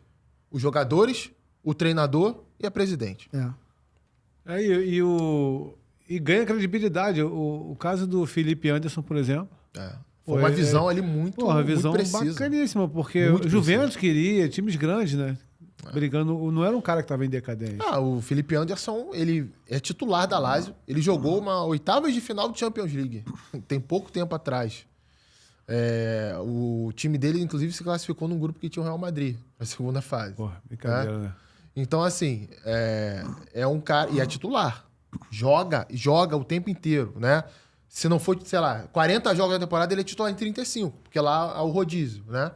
E quando não começa de titular, entra aos 20, 25 do segundo tempo. Um jogador, assim, tecnicamente, ele é acima do nível da maioria dos jogadores do Brasil. Tem 31 anos. Ao que tudo indica, é um cara que se cuida, então ele tem muita coisa pela frente ainda. E vai chegar num elenco que leva as coisas muito a sério, né? É difícil a gente Com credibilidade, né? É difícil, cara. Acho que isso é muito mérito da comissão técnica também, mas dos jogadores, profissionalismo dos caras. Pô. O primeiro título conquistado pelo Palmeiras nessa era Abel foi em 2020. Né? A gente está em 2024 e eles estão disputando tudo todo com ano concentração, com dedicação. Tudo como favorito. O que mais a gente vê aí é time vencedor que na temporada seguinte deixa cair. Por quê? Porque acontece a acomodação, né? Acontece o relaxamento, é natural do ser humano. Em 2021, o Atlético ganhou a Copa do Brasil e o Brasileirão. E o Brasileirão, e depois acabou. O Flamengo de 22 para 23 teve outras questões ali de troca de treinador, de um monte de coisa, mas... Mas falando em trabalho no Palmeiras, sério, e agora o Flamengo com o Tite, qual é a tua... Você agora o Tite? Gosto muito. Pra mim é o melhor treinador brasileiro da atualidade. Com sobras, assim. Com sobras. Acho que ele evoluiu demais na carreira, assim. Eu lembro o primeiro time do Tite que eu prestei atenção, assim, de ver jogar mesmo, foi o Grêmio, que foi campeão da Copa do Brasil, se eu não estou enganado, 2001, 2001. Jogava o Zinho, jogava o Rodrigo Fabre, Marcelinho Paraíba. Era um time que jogava com 3 zagueiros, mas quase sempre um volante só. E segundo homem de meio campo era um cara muito criativo. Às vezes era o Tinga que jogava nessa função, jogou no Borussia Dortmund. O Tinga jogava no... Jogava nesse time, né? Acho que jogava. Jogava. E de lá pra cá o Tite evoluiu demais como treinador. Ele cresceu na variação que ele monta nas equipes, né? Ofensivamente falando. Já montou de um jeito, depois montou de outro. O tipo de marcação mudou. Por exemplo, aquele Grêmio dele lá atrás marcava individual o campo inteiro, basicamente. Hoje os times dele marcam por zona. A partir de 2016, ele na seleção, 17 para 18, ele começou a jogar de uma forma mais posicional para atacar. Antes não era assim. Então é um cara que está sempre tentando se reciclar, tentando se renovar em cima daquilo que são as tendências do futebol internacional. E sem contar as outras coisas, né? Gestão de grupo dele. Conheço vários jogadores que já foram treinados por ele. Nenhum fala mal dele. E jogador que foi reserva, perdeu posição. Né? O Alex Meschini, né, que é comentarista lá do Sport TV também, jogou com o Tite no Corinthians. E acho que no Inter também ele foi treinado pelo Tite. E ele me contou uma vez, ele falou, cara, ele veio conversar comigo para me barrar do time. E eu tava nervoso com a situação, tava chateado com a situação. No final das contas, eu tava abraçando ele. Pô. Do jeito que o cara falou comigo. Da forma como ele foi verdadeiro, né? Que eu vi que não tinha sacanagem, eu vi que não tinha... que rola muito isso no futebol, né? A gente sabe disso. Um dirigente que pede uma coisa aqui, porque tem um conchavo com o empresário. Né? Pô, bota fulano pra jogar, dá minuto pra ele. E assim, o Tite é um cara que... Não tem conversa. Não tem conversa. Não tem conversa. Ele pode errar como treinador, ele pode... coisa que qualquer um pode fazer em qualquer profissão. Mas eu acho que o normal dele, o padrão dele, é muito positivo. O Flamengo tá em ótimas mãos. Pra mim, não poderia ter um treinador melhor nesse momento. Com um elenco desse, um técnico bom na mão. E o que tu acha do Flamengo pra essa temporada com ele? Eu acho que Pelo que tu já viu, não sei se o estadual é muito parâmetro, mas já deu pra ver um modelo ali e projetando no final do ano. Eu acho assim, é um time que tem muita organização. Qualquer um olha o time do Flamengo jogar, você não precisa nem entender de tática, nem de nada. Você vai olhar o time do Flamengo e vai ver que é um time que tem padrão, um jeito de jogar. Né? Os jogadores obedecem às suas funções. Existe coerência na escalação ali dos jogadores em cada função. Mas tem algumas coisas para crescer, para evoluir, o que é natural num trabalho que tem aí... A gente está no dia 22 de abril, né? São 3 meses e pouco de treinamento. Pegando do ano passado, a mudança de elenco, vamos botar aí uns 4 meses para arredondar, né? Nesse momento, é um time que, para mim, tem que crescer em alguns aspectos com a bola, né? Gerar mais algumas interações quando pega equipes mais fechadas, que marcam mais atrás. Alguns movimentos ali acho que precisam ser mais bem executados. Combinações entre os jogadores, uma variação maior também de jogada. Principalmente saída de bola. Quando o adversário pressiona a saída de bola. Acho que tem faltado ao Flamengo sair com bola mais no chão. Né? Tem muito facilmente apelado para a ligação mais direta. Não que isso seja errado, mas dentro de uma variação e da qualidade que o Flamengo tem, se espera que tenha mais variação em cima disso. Mas eu acho que o balanço é muito positivo nesse momento. Eu não tenho dúvida nenhuma que o Flamengo vai disputar todos os títulos esse ano. Todos. Pode acontecer numa oitava de final de Libertadores um jogador ser expulso e você levar 1-0 e não conseguir reverter. É do futebol, é do jogo, mas você tem trabalho ali para disputar, para se colocar como favorito em todas as competições. Por mais que seja difícil e seja algo inédito, eu não estou dizendo aqui que o Flamengo vai ser campeão da Libertadores, do Brasileirão e da Copa do Brasil. Nunca ninguém conseguiu fazer isso. Ele vai brigar ali, vai brigar. Em algum momento dessas competições a gente vai olhar para o Flamengo e vai falar, pô, esse aí é um forte candidato. Pô, então matou. Eu ia te fazer agora matou a minha pergunta, que eu ia brincar. Eu ia falar para você apontar. Campeão brasileiro da Libertadores, Copa do Brasil e Sul-Americana. Só isso? Só isso. Sul-Americana acho que é mais fácil, vai. Vamos de baixo para cima. Sul-Americano, tá. Vou pensar aqui. Acho que vai dar Atlético Paranaense, Sul-Americano. Também tô levando fé no Furacão. Mas eu sou péssimo de palpite, tá? Só vou responder porque você me perguntou. Mas Atlético Paranaense, Campeonato Brasileiro, eu acho que por aquilo que o Flamengo tem sido de solidez, acho que o Flamengo vai ser campeão brasileiro. Libertadores, cara.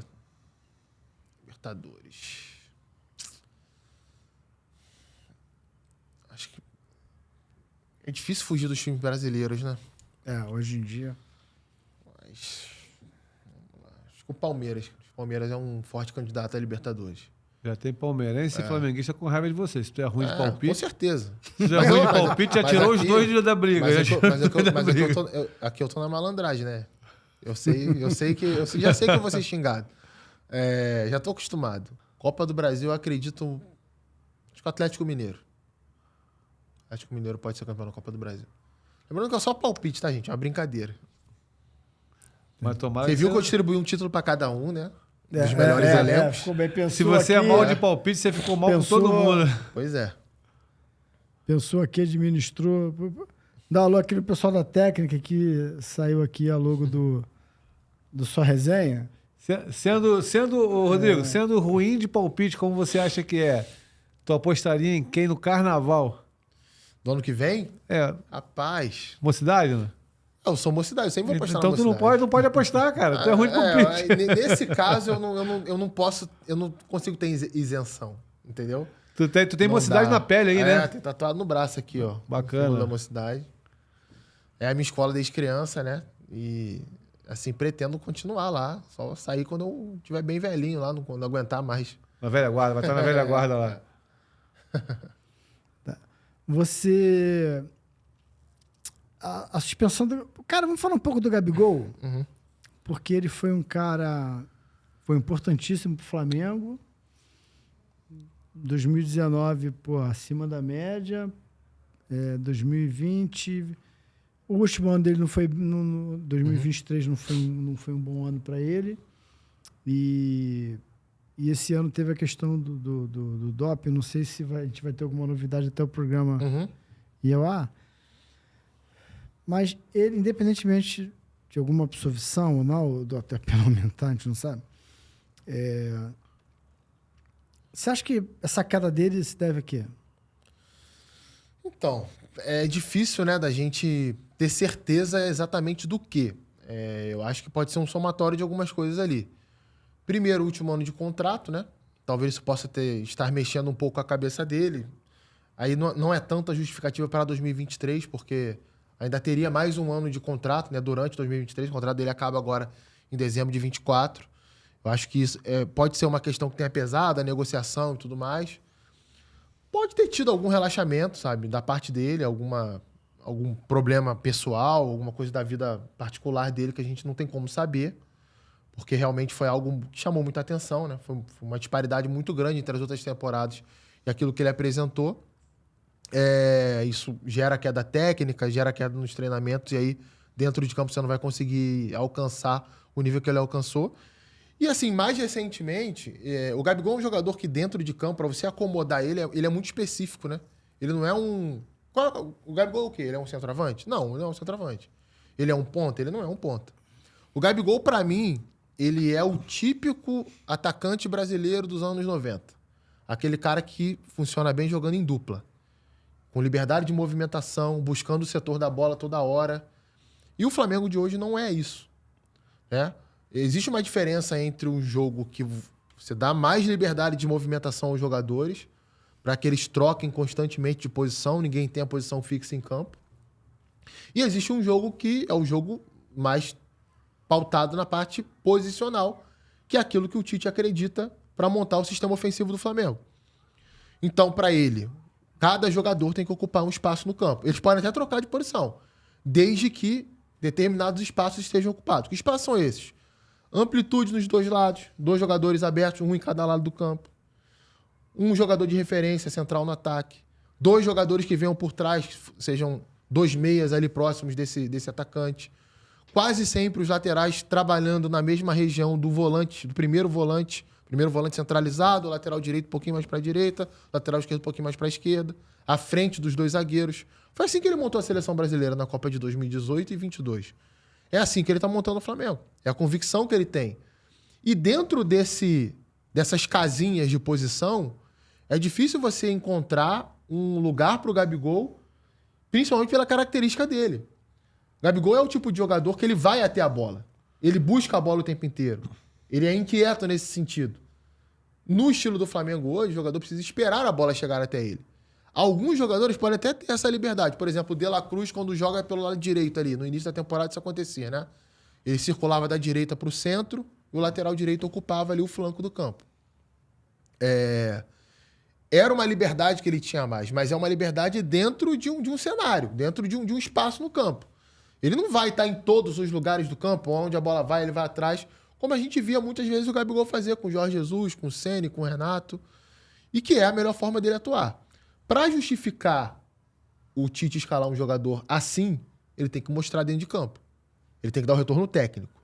A partir do momento que ele entrar, jogar melhor que quem é titular, de mostrar para o Tite dentro de campo, né? O próprio treinador fala isso, o campo fala. Uhum. O campo falar que ele merece uma oportunidade como titular, talvez o Tite pense em algo nesse sentido para ele. Agora, vamos combinar que isso não tem acontecido, né? Não vinha acontecendo antes da suspensão dele. Ele chegou a fazer gols nessa temporada, mas o nível de desempenho em campo era muito aquém daquilo que ele pode fazer. Isso começou já na metade ali de 2023. Agora, só eu que acho, ou ele, não vou dizer que desaprendeu, mas como perde gol, como começou a perder gol ele, né, cara? Umas chances claras assim que ele perdia gol, me dava agonia, eu vendo o jogo e falei, vai perder. E quem viu o Gabigol na fase dele braba mesmo, né, cara? pô, eram gols que ele fazia que você falava, não vai fazer, não, ele fazia. E agora você fala, não tem como perder e o cara perde. É só você que acha não, cara. Mais uma vez, assim, no dia a dia, pode ter acontecido alguma coisa que a gente não sabe que tenha feito ele cair esse aproveitamento. Pode ser menos treino? Acredito que não. Todo mundo fala que ele treina pra caramba. Pode ser algo pessoal, algo físico. Ele teve problemas no adutor, que talvez tenham possibilitado menos treinamento de finalização, tenha sido menos liberado para fazer isso. Automaticamente cai a confiança. Começa a ser questionado pela torcida, pela imprensa. Chega na frente do gol, a confiança é outra. As decisões que você vai tomar são outras. O gol diminui. Então, tudo isso tem que ser levado em consideração. Assim, para você analisar um jogador, eu não consigo não considerar essas vertentes todas. E aí só ele mesmo pode chegar e dizer. Primeiro, ele ter autocrítica, e segundo, ele mesmo chegar e dizer, caso seja do interesse dele, falar o porquê que isso aconteceu. O que a gente tem de momento é aquilo que a gente vê dentro de campo. Mais do que isso, a gente não tem como saber. Porque aí já entra muito na vida pessoal do cara também. Tu acha que ele fica, Rodrigo? Cara, eu acho que dentro daquilo que ele exigiu de salário, não. Inicialmente, não. E qual você acha que é o destino dele? Cara, caso é difícil, ele não fique, né? Caso não fique. É difícil porque teria que existir aí uma adequação salarial. O Palmeiras é um clube que paga salários muito altos. O Palmeiras tem alguns jogadores, inclusive, que ganham acima do teto que o Flamengo tem. Dudu é um deles. Se eu não estou enganado, o Rafael Veiga também. Essa é a forma do Palmeiras valorizar esses jogadores, né? Para costurar contratos maiores, né? Fazer com que esses caras fiquem bem. Premiação lá é muito alta também.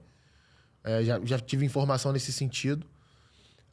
Eu acho que é o único clube do Brasil hoje que pode pagar aquilo que ele pediu ao Flamengo, né? Inclusive que é uma coisa pública, né? Que o próprio Landim já falou sobre isso, né? Sim. Que dentro dos termos exigidos pelo staff do jogador não tinha negócio naquele momento. E aí aquilo, né? Eu acho que nesse momento o dirigente ele tem que ser profissional. Não dá para ele ser romântico. Se eu tenho... O jogador é o quê do clube? É um profissional do clube. O Gabigol é ídolo. Entendo que seja o ídolo de uma geração, né?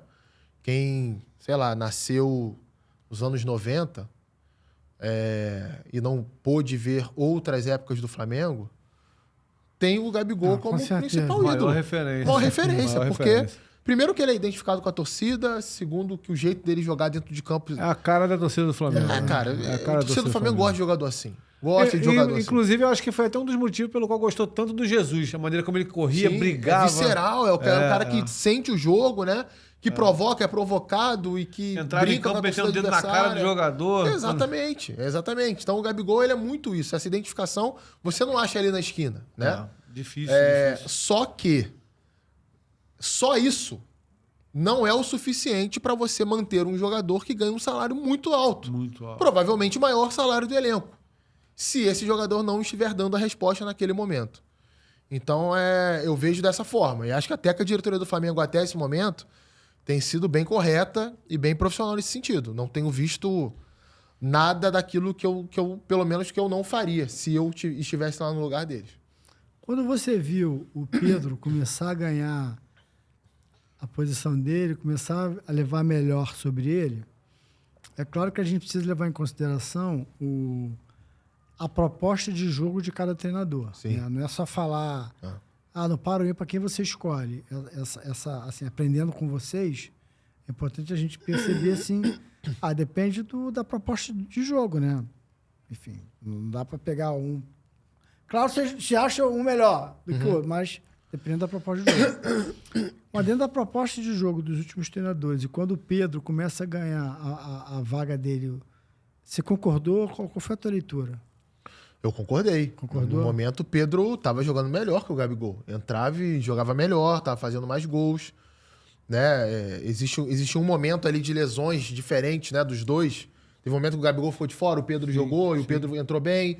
Um outro momento, o Pedro ficou de fora, o Gabigol jogou e o Gabigol não estava tão bem. Então, acho que aquele período ali foi determinante para essa escolha. E acho que, em cima do que você falou, dentro do estilo de jogo do Flamengo, que pede realmente um jogador mais de referência. Não estou dizendo nem que seja um 9 lá, paradão, não é isso, até porque o Pedro não é isso. É um jogador que também sabe sair da área, sabe fazer uma parede, né? Sabe trabalhar na articulação ali, mas que preserve mais essa posição. Que ocupe mais esse espaço ali. Na hora que o time precisa empurrar a última linha de defesa do adversário para trás, ele vai estar ali fazendo isso. Na hora que o time precisa de mais presença na área, ele vai estar lá fazendo isso. Traçar as diagonais entre os zagueiros ali. Esse estilo mais posicional do Flamengo, com posse de bola, instalado no campo de ataque, requer um 9 desse tipo. Requer um jogador que tenha essa característica, que é diferente do Gabigol. A característica do Gabigol, ela pode se encaixar em outros muitos cenários. Inclusive no próprio Flamengo. Desde que, como eu falei, ele mostre tecnicamente em campo. Ele tem que entrar e provar. Isso não tem acontecido recentemente. Não, né?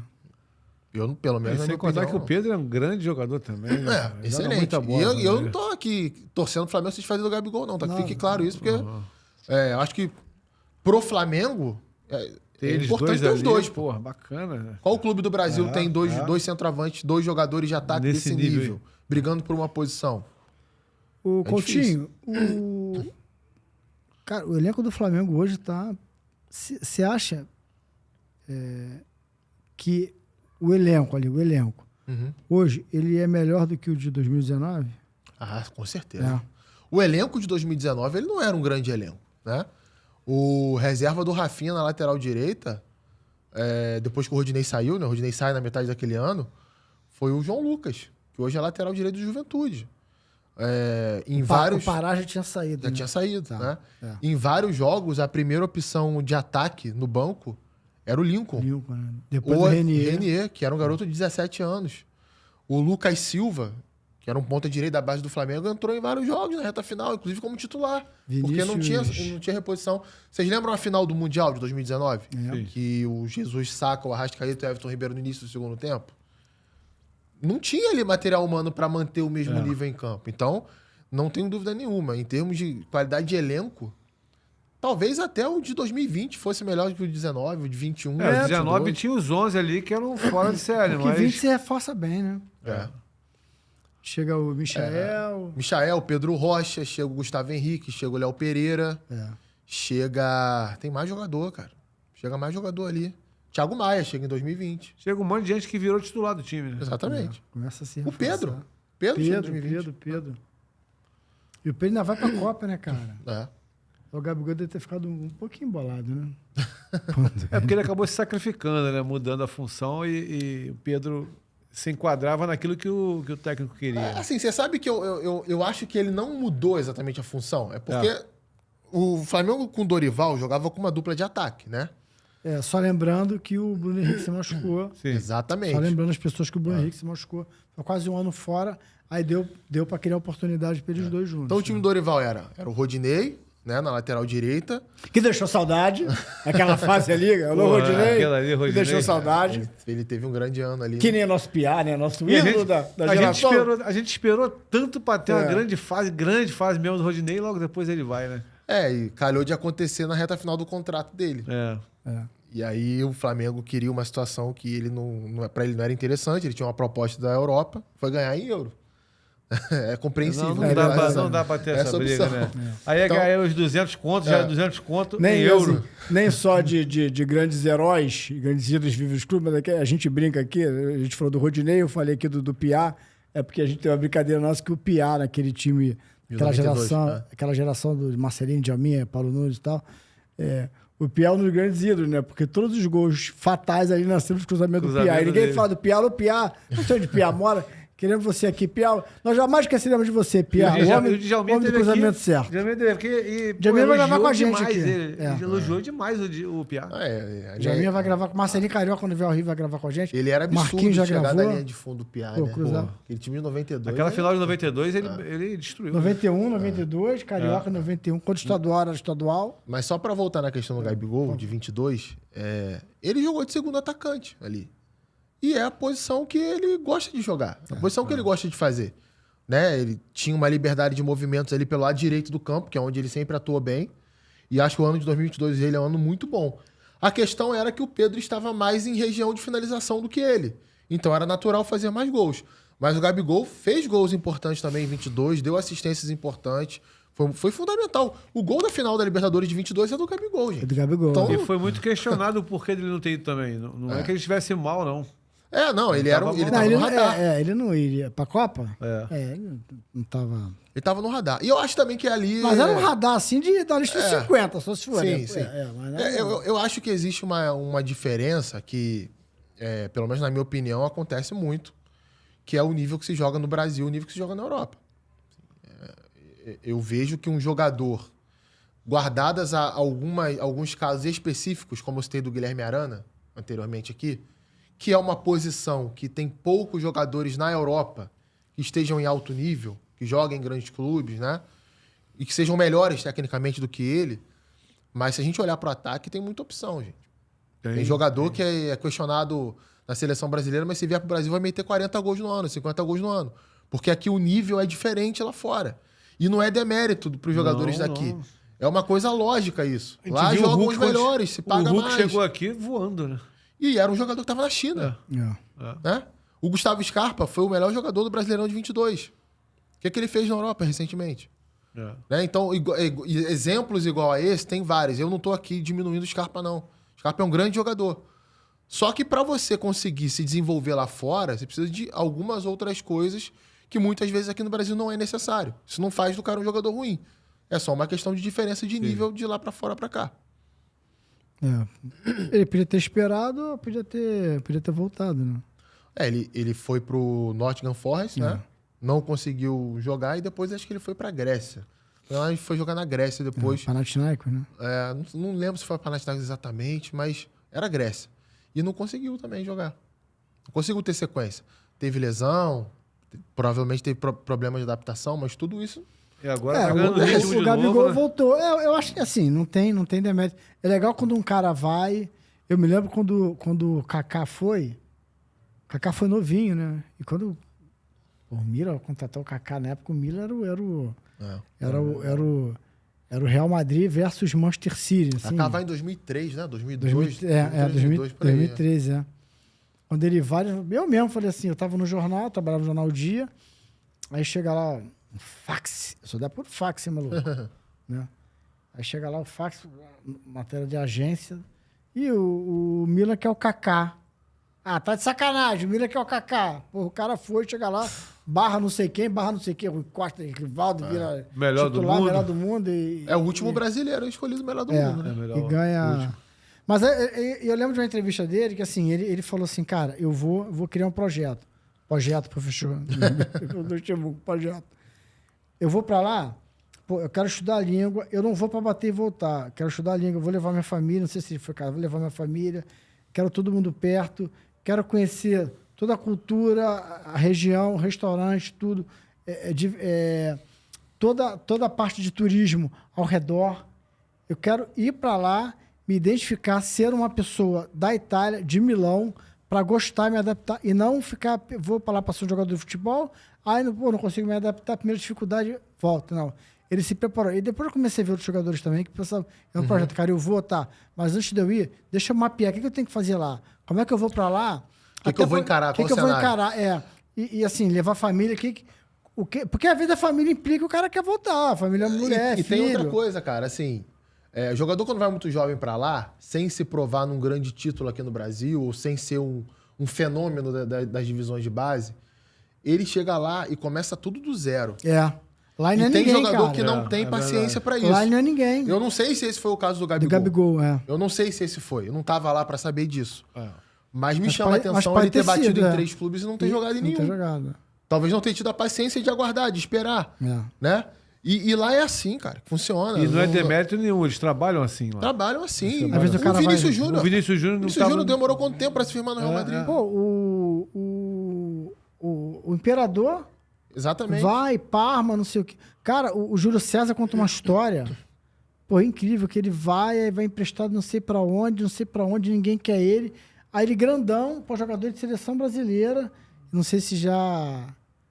Jogador de seleção brasileira, goleiro de seleção brasileira, com o nome, com a moral danada, vai lá, aí o clube empresta ele vai pra um time que ele ficou lá meio que de favor, e ninguém queria ele lá, era só pra ficar emprestado.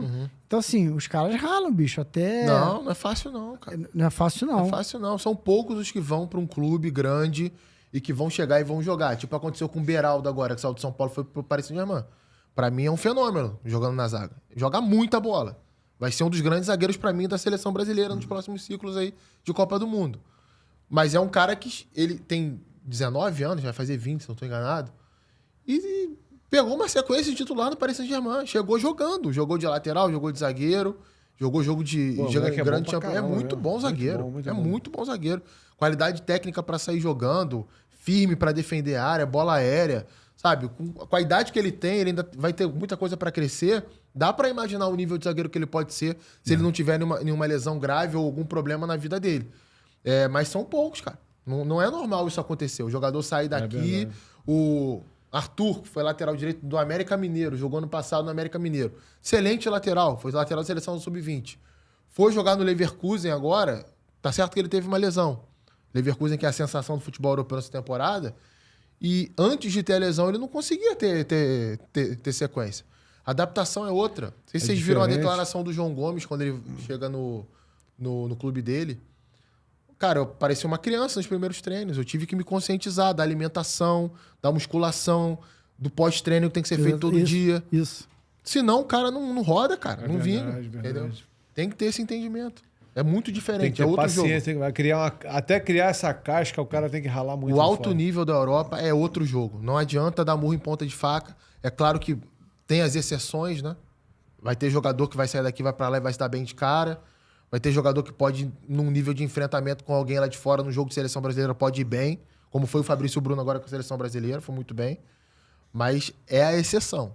A regra não é bem essa, não. Se a gente vê... E aí a gente espera, Coutinho e Marcelo, que a gente tem uma esperança aí no Vitor Roque e no Hendrick, né? Que são os meninos que o Vitor Roque foi. Vitor Roque tá passando nesse processo lá no Barcelona, né? Pô, ele é uma máquina, né? Ele é muito bom atacante. Me impressiona as soluções que ele encontra para jogadas assim rapidamente, né? Ele é baixinho, mas é muito forte fisicamente, Muito sustenta bem ali com os zagueiros mais fortes. Mas é aquilo, né? Tá tentando se adaptar. É reserva do Lewandowski hoje, não entra todo jogo. É um exercício de paciência, perseverança, o cara tem que ter. Na vida é assim. Pra conquistar as coisas na vida tem que ser assim. E o Hendrick também é uma grande promessa, esses dois meninos. O do Fluminense também, João Kennedy. Muito bom. Eu acho que a gente tem uma expectativa. E o Fluminense tem um outro surgindo agora que é excelente também, que é o Cauã Elias. Vocês vão ouvir muito falar E dele. o Palmeiras também tem o Estevão. que entrou pelo lado direito no Tomara jogo que esses também. meninos, porra, né, cara? Pô, cara, a gente tá precisando de tem uma um jogador safra bom. nova. Porque eu ali, né? acho que depois do Neymar... Pô, porque o Neymar é muito acima da média, fora da cor. O Neymar é de outro planeta. E deu certo aqui e lá, né? Aí demorou. Aí veio o Vinícius Júnior, que era, pum, explodiu. A gente tem o Vinícius. Pô, mas a gente precisa de mais, porque antigamente a gente tinha vários. Exatamente. Você pega a seleção de 2002, Era muito. pô, Rivaldo, Ronaldo, Ronaldinho Gaúcho, Roberto Carlos. E o Romário podia ter ido, e o Djalminha podia ter ido. E, cara, assim, é impressionante, né? Era muita a gente. safra desse... Eu acho que assim, em alguns momentos, né, existia mais material humano em quantidade. Não que hoje não tenha. A gente tem, por exemplo, qual o principal clube do mundo hoje? É o Real Madrid. Sim. Né? Não o melhor time, o principal clube. 2 brasileiros formam o ataque do Real Madrid. Os 2 jogam na seleção. Talvez a seleção brasileira nunca tenha tido isso na história dela. Chegou perto de ter ali com Ronaldo e Robinho, por exemplo. Sendo que o Robinho era uma promessa e o Ronaldo já estava estabelecido há uns anos atrás. Agora, igual o Rodrigo e Vini Júnior, eles formam a dupla de ataque do principal clube do mundo. Nesse momento. É verdade. E são protagonistas. E Vinícius Júnior tem quase uma participação a gol em média por jogo nessa temporada. E ralou pra chegar na vaga que ele jogou no Real Castilha, que é o time B. Também. Ficou no banco um tempo. Não teve chance. Mas precisava também finalizar bem, porque errava. Sim, ele melhorou muita criança, coisa. né? E é natural, né, cara? Se a gente for imaginar um cara de 18 anos em qualquer ramo profissional, mesmo que ele seja um fenômeno, você vai ter que aparar algumas coisas dele ali, porque a própria imaturidade dele enquanto homem, né, enquanto indivíduo, influencia em decisões que ele toma dentro de campo. Esse aspecto tem que ser levado em consideração. O Rodrigo, nesse ponto, sempre me chamou muita atenção. O Rodrigo sempre teve boas decisões em campo, assim. Ele é impressionante também. E ele jogador. Ele não é tão midiático quanto... Mas ele é muito cerebral, né, cara? Mas o Vinícius ele joga, tá no lugar certo. E o Vinícius Júnior, além de tudo isso, cara, ele encarou uma barra pesada com essa questão. E teve força para, além de tudo isso aí, mostrar o que tá mostrando na bola. Né, assim, eu só tenho uma preocupação com ele, que ele se mostra muito forte o tempo inteiro, né? Será que é, né? Tipo, quando ele chega em casa e deita a cabeça num travesseiro, se isso de alguma forma não mexe com a cabeça dele em um nível que pode fazê-la adoecer, mentalmente falando. É um garoto, né, cara? É um garoto, cara. Imagina você ir jogar e trabalhar e você ser ofendido pela cor da sua pele. E isso girar o mundo, né? Saber como é que tua e mãe tá recebendo isso. Ter um ar protecionista em cima disso. Que é o que acontece. Né? Na Espanha, o racismo é altamente relativizado. Eu diria até que é mais que relativizado. Ele é aceito como uma ofensa, como se fosse qualquer velado, outro. Né, cara? Como se a gente fosse para um estádio e chamar um goleiro de frangueiro. Para eles é a mesma coisa. Ir para o estádio e chamar o Vinícius Júnior de macaco, de chimpanzé. Como a gente vê jogo do Barcelona, que o Real Madrid não está envolvido, ele é xingado. Jogo do Atlético de Madrid, que o Real não está envolvido, tem boneco dele lá pendurado, enforcado. Isso é uma sociedade doente. É uma coisa altamente preconceituosa e nociva a qualquer ser humano. E ele está tendo força e ele está sendo, inclusive, elegante na forma como ele rebate isso. Cara, eu não teria a mesma força que ele. Eu, sinceramente, assim, eu tenho 38 anos, sou bem mais velho que o Vinícius Júnior. Mais velho que a gente, mano. A gente tem 25, pô. Eu sou 14 anos mais velho que o Vinícius Júnior. Cara, eu não teria a força que ele tem, o preparo que ele tem. Não é fácil, não é simples, não. E é o que tu falou, cara. A gente fala, a gente ouve pra caramba, mas esse ponto você colocou é interessante, porque a gente não sabe como é na hora que ele fecha a porta da casa dele, como que é lá dentro, né, cara? Aquela entrevista que ele deu com a seleção, que aquilo ali foi um erro, né, total, né? Em termos de comunicação, assim, eu trabalhei muitos anos como assessor de imprensa também.